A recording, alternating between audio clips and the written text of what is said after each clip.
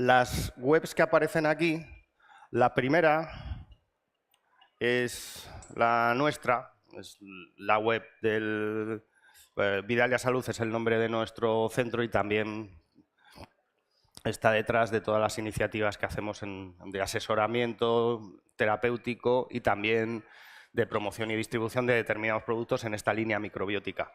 Y las otras tres, microbiótica.es es la primera página que hay específicamente dedicada al intercambio de información sobre el mundo micro en este país.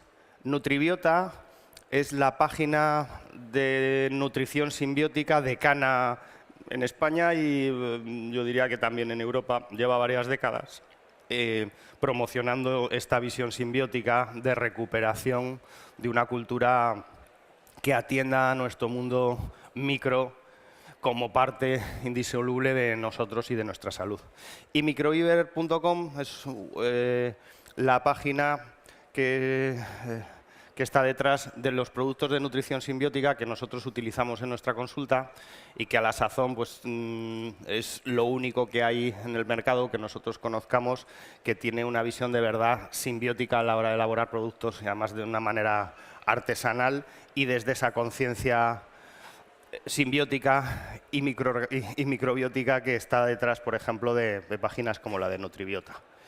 Bueno, creo que ya son y media, ¿no? Vale. Bueno, los que vayáis llegando, iros sentando, incorporando. Como veréis, el título del segundo cerebro ya a muchos os suena. Cuando empezamos a hablar de todo esto hace unos años, hay quien torcía el gesto diciendo, ¿cómo que el segundo cerebro? Ahora el gesto más bien es, ya, porque se está dando mucho eco a esta visión de nuestro mundo intestinal como gracias, como una base esencial de nuestra salud psicológica. El título de Cuidar el intestino para sanar las emociones tiene que ver con que algunos, en vez de hablar de esto del intestino como el segundo cerebro, lo consideran casi el primero, porque nuestro mundo emocional básico estaría más influido por lo que pasa en el intestino incluso que por lo que pasa en nuestro cerebro. Por eso, aprender a cuidar el intestino y, en concreto, a los habitantes que coexisten en él, es decir, sobre todo bacterias, determinadas bacterias, vamos a decir, regeneradoras, sintrópicas, saludables, cuidar ese mundo bacteriano es una forma de prevenir muchos problemas psicológicos. Nos meteremos. Bueno, antes que nada, vamos a apuntar una definición básica de microbiótica, que sería una nueva visión de la biología. Este término de microbiótica no existía hace 6 años. Sí existe la microbiología, que tiene que ver con el estudio del mundo de los microorganismos, pero normalmente aislados de su entorno y entendidos como posibles patógenos a los que hay que estudiar. La microbiótica entiende a esa bacteria, incluso a ese virus, a ese microorganismo, como origen y forma, como origen de toda forma de vida, y además estudia su relación entre sí y con el ecosistema donde habita, ¿vale? Y también la microbiótica definiría al ser humano y a los demás seres pluricelulares como los simbiontes, es decir, sistemas vivos integrados que estaríamos formados de los microorganismos que forman parte de nosotros, que nos acompañan, y las células con nuestra genética humana. No podemos separar nuestro mundo micro de nosotros. Ahora podríamos decir que yo soy yo y mis microbios, como parafraseando a Ortega con aquello de yo soy yo y mis circunstancias. Dentro de este holosimbionte tiene muchísima importancia el estado de la microbiota que nos acompaña. Esto es clave porque ahora mismo, desde hace 20 años especialmente hacia aquí, muchos problemas de salud que ahora mismo son pandemias, hemos desterrado las enfermedades infecciosas, pero a cambio hay muchísimas enfermedades degenerativas y autoinmunes que han cogido ese lugar y que están creciendo de una manera desmesurada. Y una de las explicaciones es que hemos ido degradando esa microbiota que nos acompaña. ¿Vale? Máximo Sandin es un biólogo, me gusta citarlo porque no lo conoce casi nadie. Casi nadie. Y es realmente una figura de la biología, fue profesor de la Autónoma, ahora está trabajando por su cuenta porque él decía que era complicado poder investigar de una manera objetiva en un mundo ya muy tendencioso, como decía él, hay que tener cuidado con la secta neodarwinista, que funciona un poco dogmáticamente y no deja que la ciencia aparezca intentando dar un paso más allá. Y Máximo, de hecho, tiene una página que os recomiendo, somosbacteriasyvirus.com, y es de los máximos exponentes y de los científicos que más han trabajado en estudiar no solo el funcionamiento de las bacterias en el medio, sino también incluso el papel de los virus como reguladores. Bueno, ahora no nos vamos a meter con esto, que sería motivo de otra charla. El caso es que él habla desde los conocimientos científicos más actuales, pero incluso desde el sentido común. Se demuestra que las bacterias y virus conviven armoniosamente en todas partes, incluyendo nuestros propios organismos, y que solo de manera excepcional se volverían patógenos, cuando alguna causa externa desestabiliza su funcionamiento normal.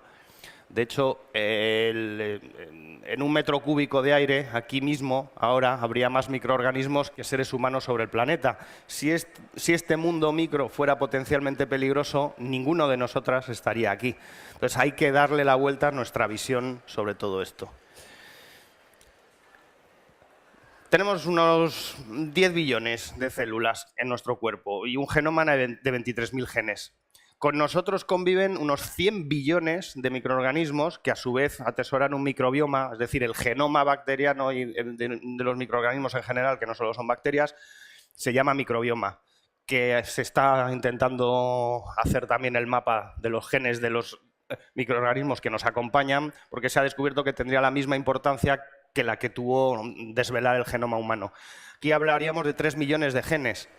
Luego habría también exteriormente unos 1.000 billones, y aquí entre interrogaciones se habla de que puede que haya unos 2.500 billones de virus interiores. Obviamente, solo algunos de ellos son los que tienen una labor destructora y que por tanto son origen de enfermedades.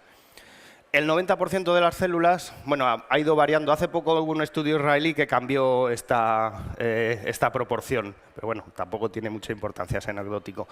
El caso es que estas células que nos forman se supone que no están con nosotros desde antes del nacimiento, sino que seríamos colonizados por ellas a partir del momento del nacimiento, ¿vale?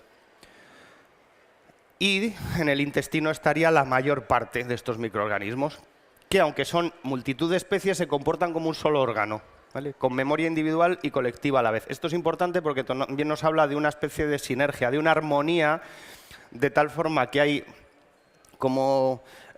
una capacidad de funcionar coordinado de infinidad de seres que son con genética distinta, con formología distinta, son especies distintas, pero de alguna forma se ponen de acuerdo y colaboran con nosotros. Esto es clave porque también tiene que ver con una visión más integradora, más sinérgica de la salud. Que bueno, ahora esta le llamamos ahora, lo que antes llamábamos flora intestinal, ahora se denomina microbiota. Porque bueno, antes tendríamos que llamarle flora, fauna. En resumen, cada vez que oigas la palabra microbiota, tiene que ver con la antigua flora intestinal, ¿no? Vale. Pues si el hígado sería el órgano más grande del cuerpo, básicamente, porque pesa 2 kilos, la microbiota intestinal puede llegar a pesar más de 2 kilos. Bueno, normalmente anda más entre 1,5 kilos, que ya es bastante. O sea, que no es algo anecdótico que tengamos una serie de bacterias con nosotros, sino que literalmente tiene una presencia física amplia y además, curiosamente, que tienen una serie de funciones esenciales en nuestro organismo. Esto no es nuevo, ya Hipócrates decía que todas las enfermedades se generan en el intestino y cualquiera que esté familiarizado con la medicina natural habrá oído esta frase. Mira, los que seáis de Santander igual os acordáis del famoso Honorato Mier, el que llamaban el brujo, un naturópata conocidísimo en Cantabria, hablamos de los años 50, 60, que era iridiólogo, se formó en naturopatía en Suiza y como cuando llegó aquí todo eso era muy exótico, pues le llamaban el brujo, entre otras cosas porque tenía curaciones más que sorprendentes, ¿no? Pues él, como tantos de toda esa generación que venía de una naturopatía, vamos a decir, ancestral, ya sostenían esta misma expresión. Todo empieza en el intestino. Sonaba exagerado, pero ahora se está redescubriendo por una serie de causas que, bueno, alguna la comentaremos ahora, pero una de las básicas es que uno de los sustratos del sistema inmunitario precisamente está en el intestino y tendría que ver con la dinámica entre nuestras bacterias y las propias células intestinales, ¿no? Algunas funciones básicas de la microbiota. Transformar los alimentos en nutrientes. Por muy bien que nos alimentemos, necesitamos que las bacterias transformen los alimentos en los nutrientes que vamos a poder asimilar, ¿vale? Es la base del sistema inmunológico, es un sistema difuso, no corresponde a un órgano concreto, pero una de sus bases está precisamente en el intestino. Elimina las sustancias tóxicas y residuos, es un filtro clave. Por lo mismo, si está dañado ese filtro, empezamos a absorber toxinas que no debieran estar ahí. Esto es uno de los mecanismos que explica el porqué de esa perenne inflamación intestinal que nos acompaña en esta cultura. Somos una cultura, en vez de pasional, inflamada. Hay una inflamación sorda que nos acompaña a casi todas y que a la larga degenera en multitud de enfermedades que aparentemente no son, están desconectadas. Y luego controla los microbios patógenos. Muchos de los patógenos que cuando hay una infección y nos hacen un cultivo aparece, ya estaban ahí. Lo que pasa es que estaban equilibrados, controlados por los microorganismos, vamos a decir, beneficiosos, incluso con alguna función. Curiosamente, las cándidas mismas siempre están, el problema es cuando pasan cierto límite y tienen una función necesaria. O sea, muchos de los microorganismos patógenos no es que estén por casualidad, es que encima son necesarios en su medida, ¿vale?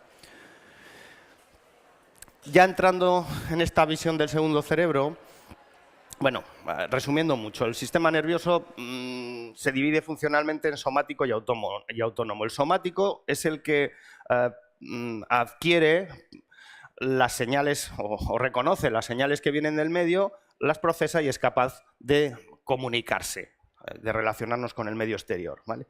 Mientras que el autónomo haría esta misma función de comunicación y coordinación, pero con el medio interno entre sí. Es imprescindible que todos nuestros sistemas y órganos estén interrelacionados y funcionen adecuadamente de manera que cuando uno se inhibe y el otro se activa de una forma armónica y que pueda funcionar coordinada, ¿vale?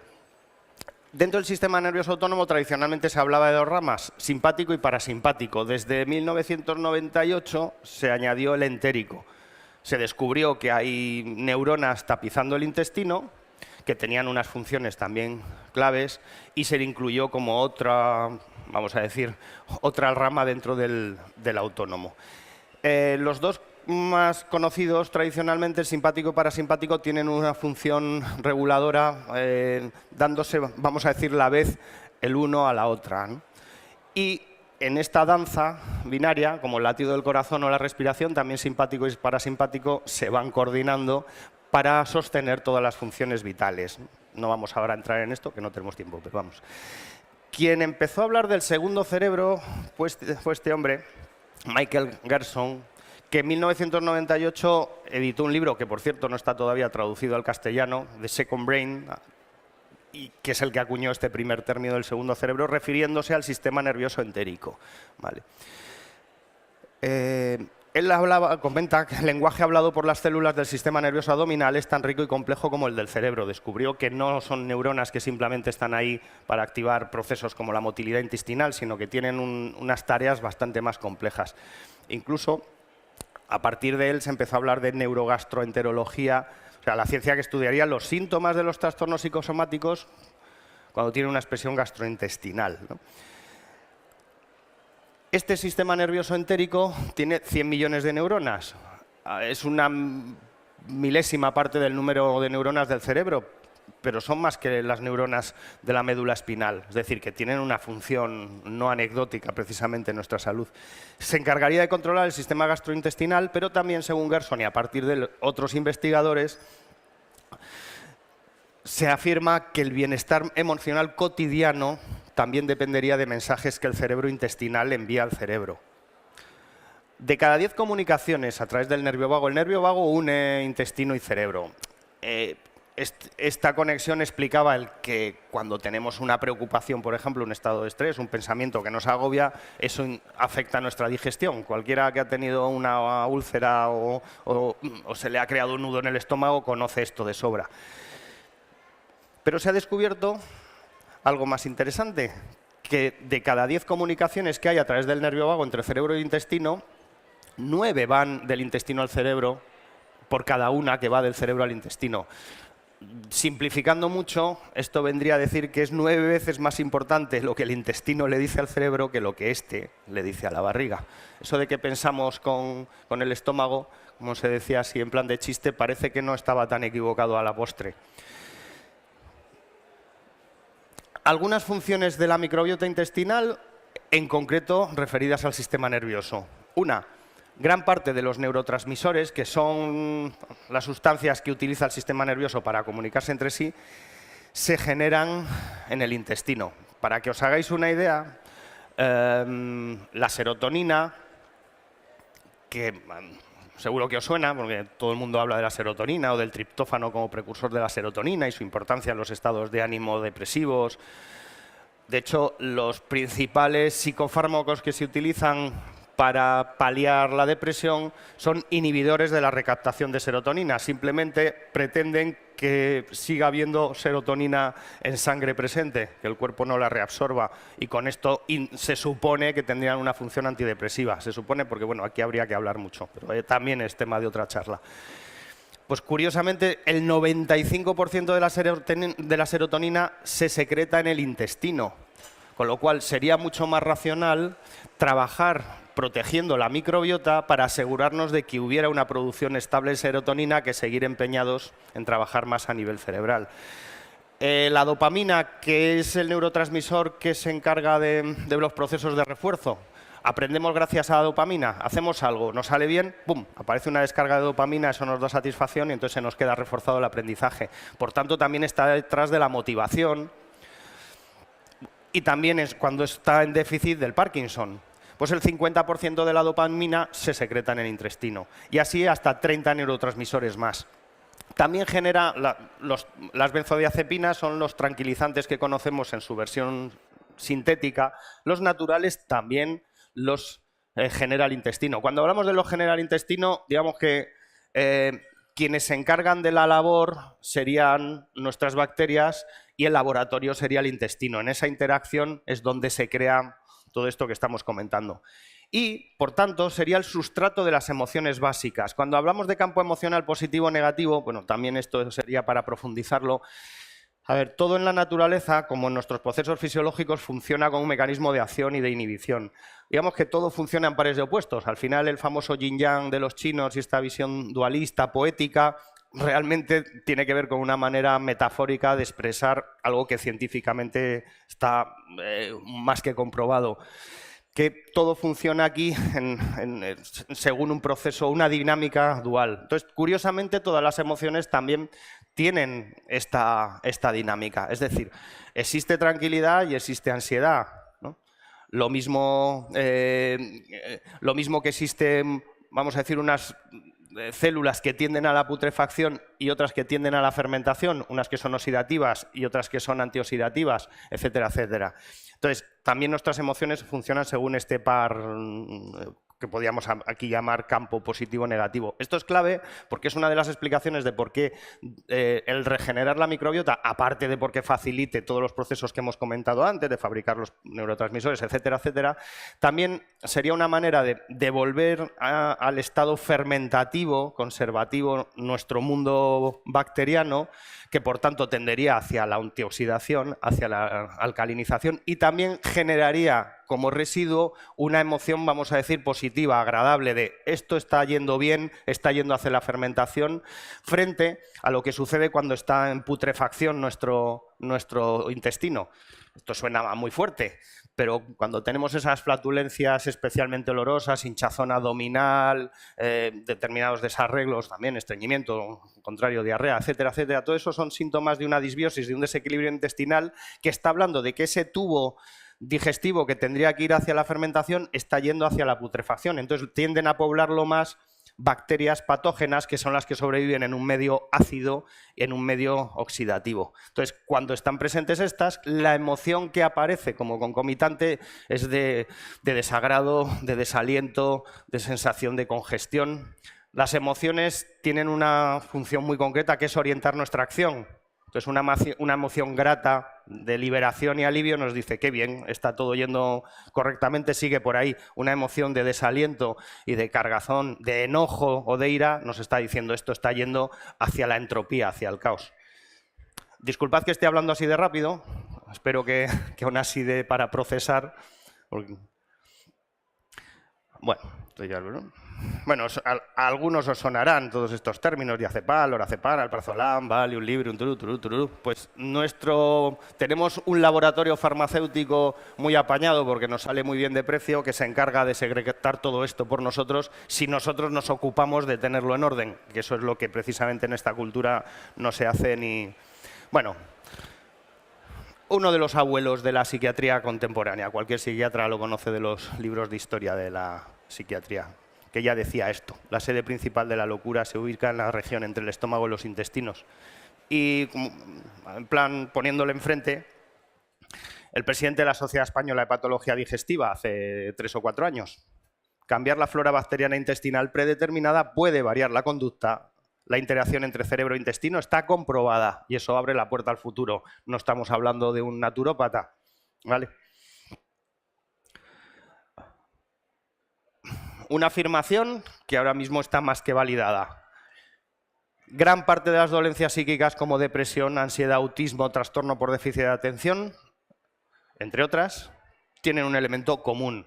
Hay distintas causas, familiares, etcétera, etcétera. Pero siempre hay, curiosamente, un elemento común a todas ellas: la presencia de una inflamación intestinal crónica debido a la mala alimentación y el desequilibrio de la microbiota intestinal. Subrayo esto porque hasta hace poco, desde la medicina, vamos a decir, más holística, sí se tenía claro el papel de la alimentación, pero se ninguneaba un tanto el papel de la microbiota. Se suponía que esta ya se reproducía por sí misma y no se entendía cómo a veces gente que cambiaba su alimentación no tenía los efectos esperados rápidamente, porque faltaba el trabajar volviendo a regenerar la microbiota. Bueno, vamos a citar, aquí hay unas cuantas diapositivas que vamos a pasar de largo, porque son estudios clínicos que están bien en otro contexto para reforzar esto que comento. Pero sí que quería mencionar a Anastasia Campbell McBride, que desde hace muchos años está trabajando en psiquiatría infantil y que ha desarrollado su propio método para trabajar especialmente con niños autistas, porque ella tenía un niño autista. Digo tenía porque se curó a través de su método, que se basa básicamente en regenerar la flora intestinal y en recuperar una pared intestinal dañada previamente por la inflamación sostenida cronificada, ¿vale? Cualquier niño adulto con una inhabilidad para el aprendizaje neurológica o con problemas psiquiátricos deberá ser examinado meticulosamente en su flora intestinal. Restablecer la flora intestinal y tratar el sistema digestivo debería ser la prioridad antes de considerar el tratamiento con fármacos. Este libro han hecho una versión corregida y reeditada el año pasado, muy interesante, especialmente con quien trabaje con temas de psiquiatría infantil, especialmente con temas del espectro autista, ¿vale? Bueno, vamos a saltar a algunos tal. Sí, vamos a mencionar a Ted Dinnan. El Departamento de Psiquiatría de la Universidad de Cork, que lleva mucho tiempo investigando con el tema de la microbiota y su relación con patologías psiquiátricas, son los que acuñaron este término de psicobiótico, que quizá os suene porque se empieza a oír. Dentro de unos años lo oiremos hasta en la sopa. Seguro que hasta Danone saca un psicobiótico. Con este término quieren definir aquellos microorganismos que se comprueba que cuando están presentes en las cantidades adecuadas tienen un beneficio para la salud, en concreto a nivel psicológico, ¿vale? Estas bacterias, las que llamaríamos psicobióticas, son capaces de producir sustancias neuroactivas como como GABA, serotonina, ácido butírico, etc. Son determinadas bacterias que producen ciertas sustancias que son claves para el equilibrio de nuestro sistema nervioso, ¿vale? ¿Cómo actuarían los psicobióticos? ¿Vale?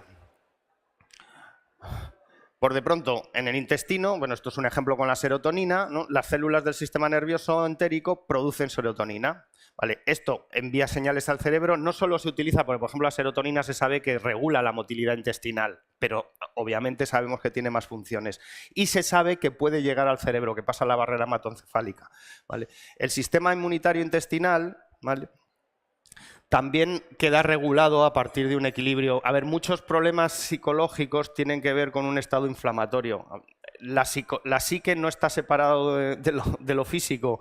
Entonces, cuando hay, por ejemplo, una alergia, cualquiera que ha padecido algún tipo de alergia, que ahora no es raro, precisamente es bastante habitual, sabe que el estado de ánimo cambia. Hay más irritabilidad, más dificultad de concentración, abatimiento, hay muchos síntomas psicológicos. Lo mismo que cuando hay una alteración por cándidas, no solo hay síntomas físicos, hay muchos psicológicos también, ¿vale? Esto de las moléculas bacterianas tiene que ver con que son una auténtica fábrica de muchos, vamos a decir, posbióticos, ¿vale? Son determinados metabolitos que alteran la actividad de la barrera hematoencefálica y pueden llegar a ser beneficiosos para el cerebro cuando llegan al sistema nervioso central. Bueno, un ejemplo muy rápido. Bueno, estos dibujitos, esto es un artista que se llama Juan Andueza, que es microbiótica perdida, y bueno, nos ha ilustrado algunas bacterias desde su punto de vista, ¿vale? Algunos que tienen demostrada una capacidad psicobiótica. El Rhamnosus, ¿vale?, de efecto tranquilizante, se está queriendo utilizar en casos de ansiedad, estrés agudo. Digo queriendo porque todavía esto está más en proceso de ensayo clínico, aunque haya ya cierta corroboración empírica, pero todavía queda mucho para que esto pase o se convierta en un psicofármaco. Por de pronto que algún laboratorio se haga con ello y decida hacer dinero con esto en vez de con otros psicofármacos. El Casei, algunos os sonarán, este seguro. El L-Casei, creo que lo hemos oído hasta en la sopa, en los anuncios, en determinados productos que tienen una proporción minúscula, pero que nos venden como si ya fuera la solución ideal.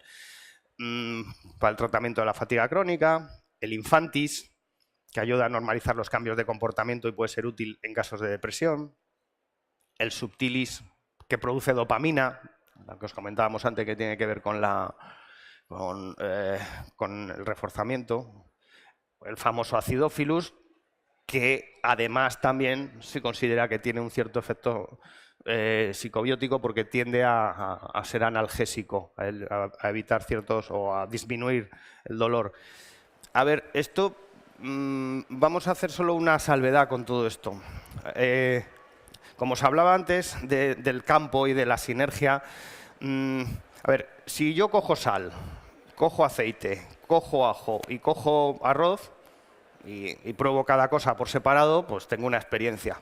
Pero si de repente cojo el ajo, lo corto en trocitos, lo sofrío con el aceite, luego le añado el arroz y la sal, le echo agua, lo cuezo y luego me lo como, no tiene nada que ver ese plato con lo que me producía cada uno de los elementos por separado, ¿vale? Entonces, cuando hablamos de salud, hay dos perspectivas, una de dos. O nos dedicamos a buscar una clave única que explique un cambio de salud. Por ejemplo, he decidido que el Lactobacillus rhamnosus tiene un efecto concreto. Pues entonces me dedico a hacer un medicamento basado solo en suministrar este rhamnosus. Esto no tiene nada que ver con una visión en donde crear un cultivo de distintas bacterias genera un campo concreto que hace que cuando eso se administra realmente ponga a trabajar al organismo en la línea de ese cultivo, ¿vale? Acordaos de lo que os decía de lo sintrópico y de lo entrópico, de las bacterias que tienden a la putrefacción y las que tienden a la fermentación. No hay una que explique esto. De hecho, ha habido varios trabajos, incluso de microbiótica externa, que son claves en esto. Solo lo voy a citar así. Hace 4 décadas, un japonés que estaba buscando determinadas cepas de bacterias que fueran útiles para la agricultura, se dedicó, probaba una, bueno, tenía un efecto relativo, la tiraba en el jardín del laboratorio. Probaba otra, la tiraba en el jardín. Pues al cabo de un tiempo descubrió que donde iba tirando todo eso se había convertido en un vergel y se le encendió la lucecita, como pasa muchas veces en ciencia. Dice, claro, yo estoy investigando con orejeras, al estilo convencional, buscando esa bacteria clave. Dice, pero si la clave fuera sumar unas cuantas que cuando se juntan, plum, generan vida. Y ahí es donde creo lo que él llamó microorganismos eficientes, que era, y lo que patentó, un conjunto de bacterias y otros microorganismos como actinomicetos y levaduras que sumados tienen una labor que multiplica por 100 lo que haría cada uno por separado. ¿Os suena lo de que el todo es más que la suma de las partes? Pues eso es lo que tendríamos que aplicar en nuestra salud cotidiana. Eso es difícil extrapolarlo a un tipo de ensayo clínico donde hay que aislar variables, pero de cara a nuestra salud es muchísimo más eficiente buscar ese conjunto que sumado va a hacer que nuestro cuerpo se reequilibre de una manera mucho más acelerada y mucho más, iba a decir natural, porque también la naturaleza funciona sumando factores, nunca hay un factor aislado presente en la naturaleza, ¿vale?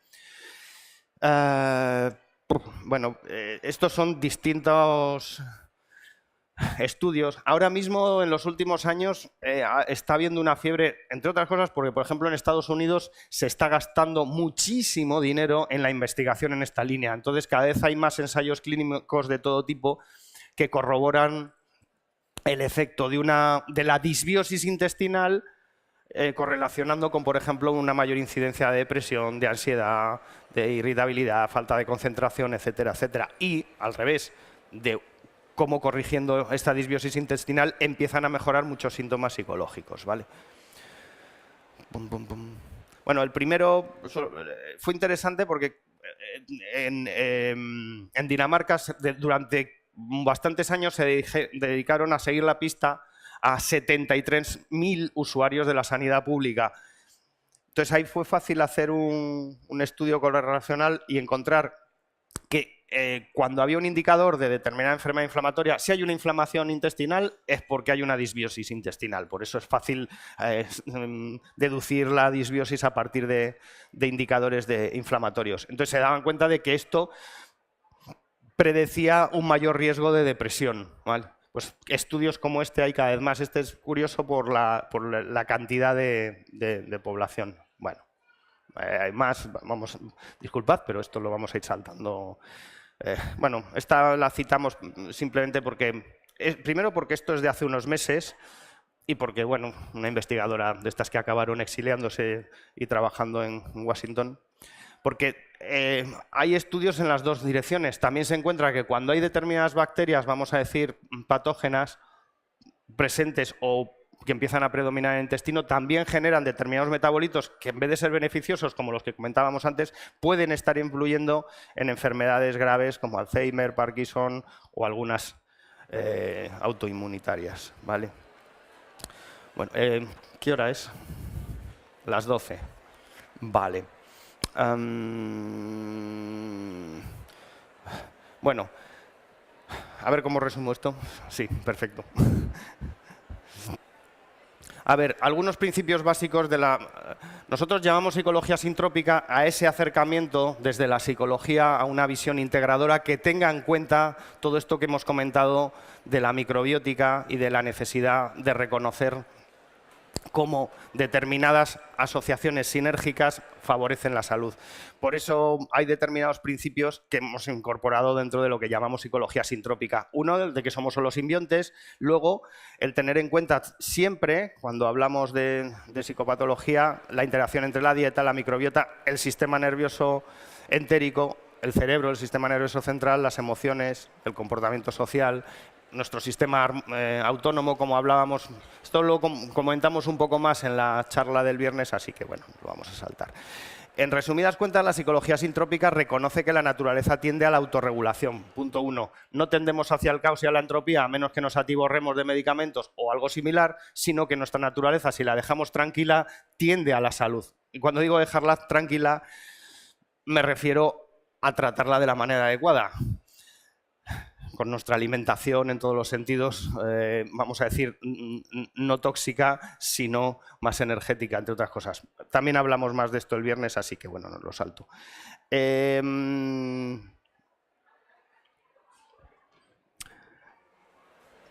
Es clave una cosa, reconocer que toda enfermedad psicosomática no podemos separar mente y cuerpo nunca. Entonces siempre tendríamos que hacer un abordaje global. Y dentro de ese abordaje global, desde la psicología, básicamente trabajaríamos intentando recuperar nuestra microbiota Y también trabajando con la alimentación, porque bueno, la microbiota necesita estar bien alimentada. De poco sirve que igual tomemos suplementos simbióticos, los escasos que hay en el mercado, que en vez de meterte una cepa concreta de Lactobacillus, realmente esté metiendo ese cóctel que hablábamos antes, integrador. Por eso nosotros utilizamos en la consulta Microviver. Cuando conocimos este laboratorio nos llamó la atención porque buscábamos algo así y todavía nadie se había molestado en investigar en esa línea.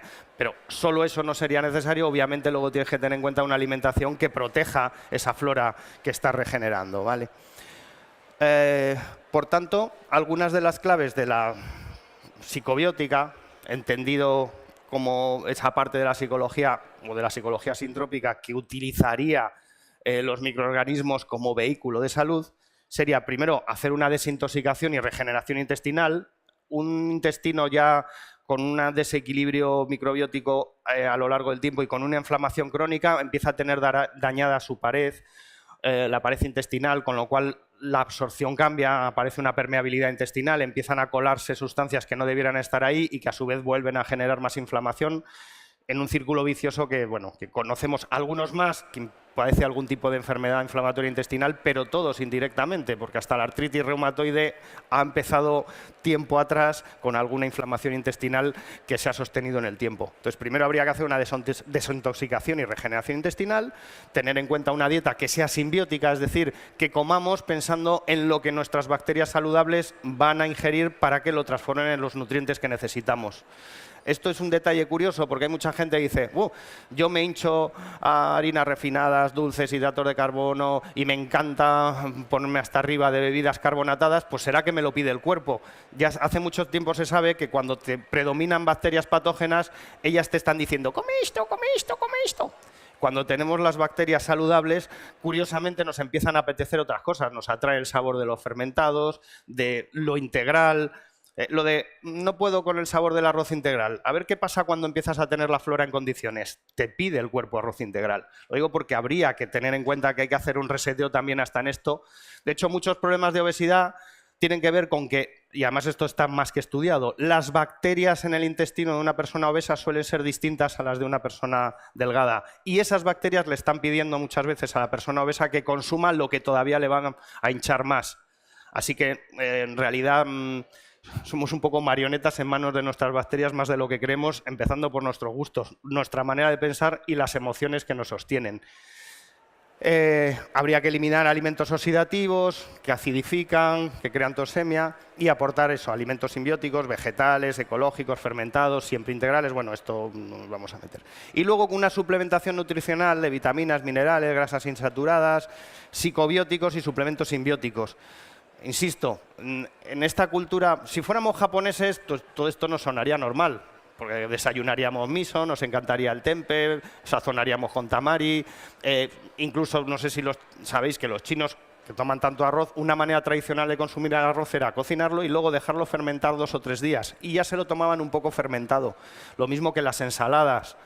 Entonces, ese aporte continuo de probióticos, cuando un alimento se fermenta, se convierte en una bomba de probióticos, hace que normalmente tengamos un aporte continuo de flora o de microbiota adecuada. Nosotros, todo lo que comemos está pasteurizado, higienizado, transformado, lo fermentado no nos atrae. Hemos sustituido fermentos tradicionales. Los pepinillos en vinagre son la sustitución de los pepinillos fermentados. No es lo mismo tomarlos en vinagre que fermentarlos. Entonces, todo esto que hemos perdido hace que sistemáticamente, además, cada vez que defecamos, estamos perdiendo microbiota y no la sustituimos. Y encima a nuestros hijos les criamos en un ambiente aséptico para que no se relacionen con microorganismos saludables y si acaso solo se relacionen con la bacteria patógena, que es la única que sobrevive en un ambiente aséptico. ¿Vale? Entonces, hay que recuperar, empezando por tomar suplementos, más esto. Ahora mismo, a mí no me gusta decirlo, porque esto tiendo a tener la visión de vamos a hacerlo todo evitando suplementar, pero desgraciadamente estamos en un momento, y las cifras lo dicen, de las enfermedades que nos acosan, que como no utilicemos suplementos para acelerar el proceso, por muy bien que comamos, no es suficiente, ¿vale? Eso sí, dentro de los suplementos, insisto, que el cuerpo reconozca como alimento, no vale lo de voy a tomar unos sobrecitos de lactobacillus y con eso voy que chuto, o bueno, me hincho a yogures y con eso parece que es suficiente, algo más hay que hacer desgraciadamente, ¿vale? Bueno, vamos a dejarlo así. Tenemos 5 minutos para preguntas. Hay una parte de la charla dando más consejos concretos de alimentación, etcétera, etcétera, pero bueno, para otro día. ¿Alguna pregunta? Bueno,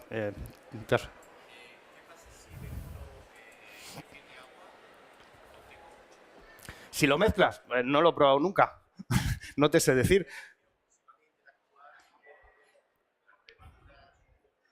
En principio no lo sé, pero bueno, no tendría por qué haber un problema ahí.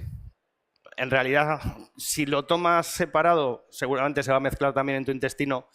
Entonces, lo de juntarlo...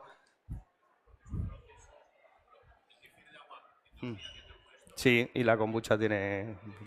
Claro, exactamente. Sí, varían, hay una parte común, hay muchos elementos comunes, aunque haya bacterias diferenciadas y por eso también uno es kombucha y el otro, la kombucha tiene madre, el otro, bueno, es otra cosa. Pero bueno, en principio no lo sé, no creo que haya problema.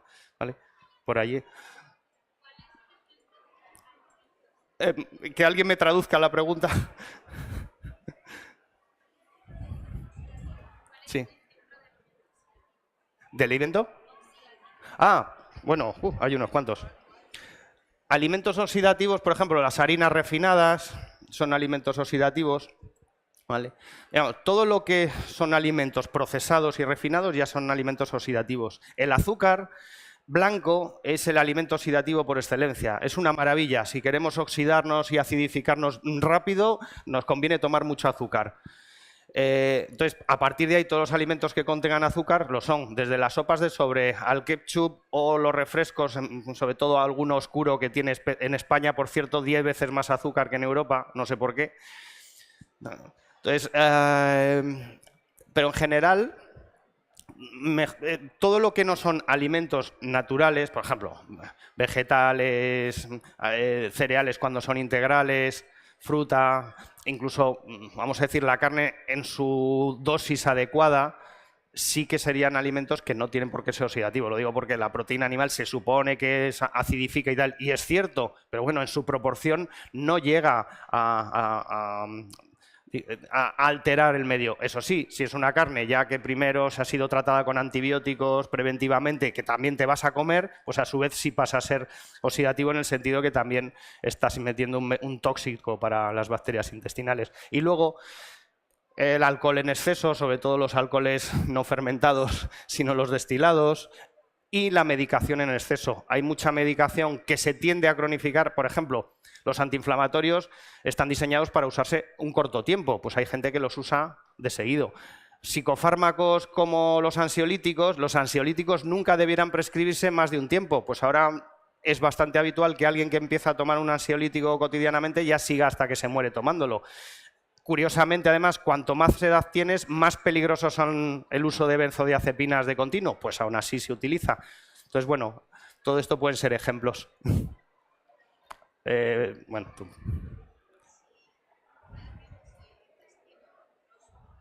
Sí. ¿Se puede? Sí, claro. Cambiando la alimentación, ¿vale? Con los suplementos que comento y con algunos aportes, por ejemplo, de glutamina, que es un aminoácido que necesita la pared intestinal para regenerarse. Natasha Campbell-McBride, la doctora que comenté, que está especializada en trastornos psiquiátricos infantiles, especialmente en autismo, hace esto. Porque cuando llega alguien con un problema de autismo, tiene ya un intestino, aunque sean chavales, lo tienen más que dañado. Entonces hace un proceso de meses de recuperación. Se puede y además antes de lo que creemos, pero claro, cuanto antes empiece, mejor. O sea, tiene que ser ya. No vamos a esperar otro año más y que se siga deteriorando. ¿Vale? Luego, si queréis, ahí en el stand 72, porque ahora nos van a cortar, pues si tenéis alguna duda más, podemos seguir comentando cosas, por cierto. Y si puedes pasar hacia atrás esto por si alguien quiere apuntarse. Por aquí y por atrás. Más preguntas, que no sé qué hora es. ¿Alguien que me diga cuándo? Sí.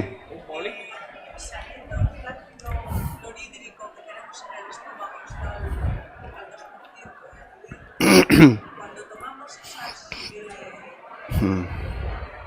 bacterias, hongos y tal, ¿cómo es posible? O sea, ¿hay ahora alguna pueda pasar y llegar al intestino, porque en realidad donde debe estar es En el intestino, sí. entonces, ¿cómo pasamos esa barrera? Porque el ácido clorhídrico está para defender de todo lo que venga del exterior. Sí, Las bacterias, hongos. sí. Vale. Sí, ahí... ¿Hay alguna, vosotros que estáis en ello, pregunto, ¿hay algún laboratorio que tenga esto realmente bien estudiado y bien comprobado? Porque es que yo Ya. tengo mucha duda Ya. de que todo eso llega al Llega al intestino, sí. A ver, yo a veces esa duda la he tenido... vale. Bueno, que ha preguntado si hay alguna forma ya comprobada de que las bacterias que ingerimos saludables lleguen al intestino y pasen la barrera del estómago. Sí. Hay distintas... hasta donde yo sé hay distintas investigaciones, pero hay algo que tiene que ver con la observación. O sea, hay determinados productos que por algún motivo hacen esta labor que se pretende, aunque no esté comprobado si pasan la barrera gástrica o no. Se supone que la pasan por la evidencia del efecto que producen. Por ejemplo, nosotros cuando empezamos a trabajar con Microviver nos hacíamos esa pregunta. Pero los resultados, desde el principio, en general, han sido tan llamativos que dices, de alguna manera que no está clara. O sea, quiero decir que hay cosas que por evidencia resulta que se comprueban, aunque luego no haya manera de explicar cómo puede ser, ¿vale? Entonces, bueno, aunque sea a nivel práctico, acabamos en la clínica. Otra cosa es cuando trabajas a nivel de laboratorio, pero en la clínica nos guiamos por lo práctico y sí, por suerte, parece que hay... no sé quién... Bueno, da igual, tú misma. ¿Perdona? Sí. El agua de consumo humano tiene mucho cloro, sí. Ese cloro mata muchas de esas bacterias, Sí. supongo que de las buenas y de las patógenas. Claro. ¿Es compatible ese agua? Pues que tendríamos que cambiar el agua con esto de la refrigeración. Sí. Preguntan si habría que evitar el agua de consumo habitual cuando estamos queriendo hacer un proceso de regeneración de la flora. La respuesta es sí. Pues hay muchos tipos de filtros en el mercado que permiten de una manera sencilla transformar ese agua de consumo en un agua que ya es asimilable. Y cuando digo muchos tipos, no me estoy hablando necesariamente que tenga que ser un sistema como la ósmosis o tal. Por ejemplo, en lugares donde el agua no tiene una calidad muy baja, con filtros más sencillos, no digo los típicos de jarra, que esos el cloro sí, pero poco más quitan. Hablo ya de algunos más sofisticados, pero que por filtraje mecánico ya es suficiente. Por ejemplo, aquí en el norte en general, con eso es suficiente, ¿vale? Sí.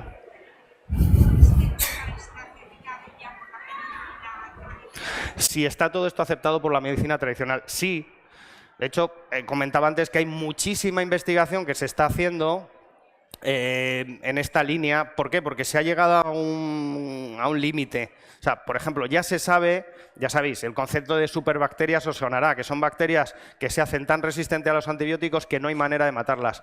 Pues esto está creciendo de una manera tan exponencial que a la fuerza están teniendo que buscar otras opciones. Ahora mismo todo esto está siendo ya investigado por la ciencia, vamos a decir, oficial.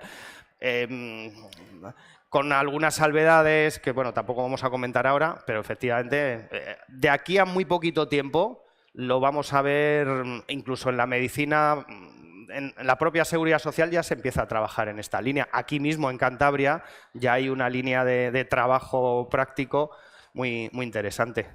¿Vale? Creo que... Pues muchas gracias por vuestra presentación, por vuestra atención y si queréis más información, ahí nos vemos.